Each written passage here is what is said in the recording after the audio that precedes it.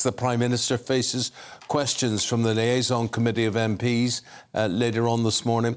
Global affairs, economic issues, climate change and energy concerns. His stance on Israel's war on Hamas is set to be top of the agenda. Last night, senior Tory MPs signed a letter calling for an immediate ceasefire in the conflict. Also, the fallout continues after Tory peer Baroness Mone admitted she stands to benefit from a contract between the government and a firm that supplied personal protective equipment during COVID.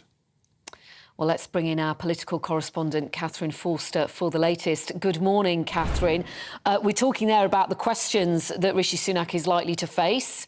Looks like there's going to be many of them. So how many hours of questioning is he set to undergo? Oh, a good couple of hours, I should think, starting at 1 o'clock this afternoon. And this really is quite a big deal for the Prime Minister. He was hosting political journalists in Number 10 for drinks last night. He talked to a few, he made a speech, and then he basically told us, I'm really sorry, but I've got to go and do my homework and prep for the Liaison Committee tomorrow.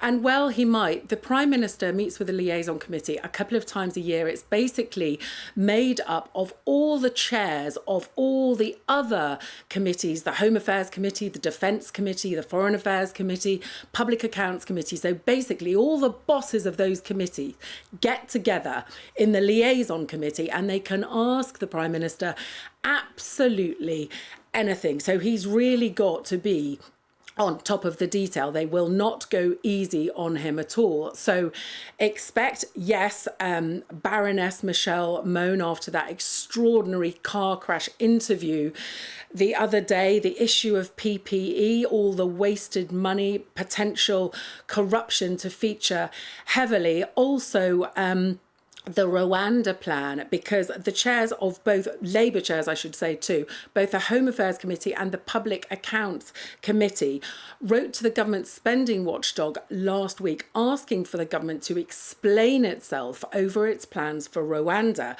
Now, we know the government's hopeful of getting planes to Rwanda, but according to its own legal experts, only a 50% chance of it actually happening. But, you know, up until very recently, we thought the government had spent 150 million on this plan.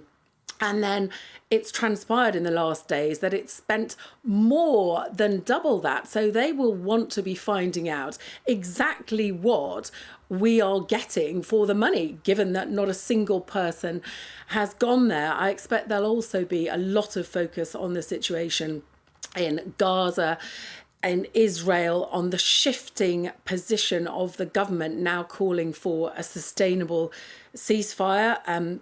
Green energy, COP28 will feature too. Also, what's the situation in Ukraine, support going forward, and the economy. So really, it's going to be lots of questions for Rishi Sunak. He will have to be on top of everything, something that he won't be looking forward to, but one last hurdle before Parliament breaks up for the Christmas holidays. Thank you, Katherine.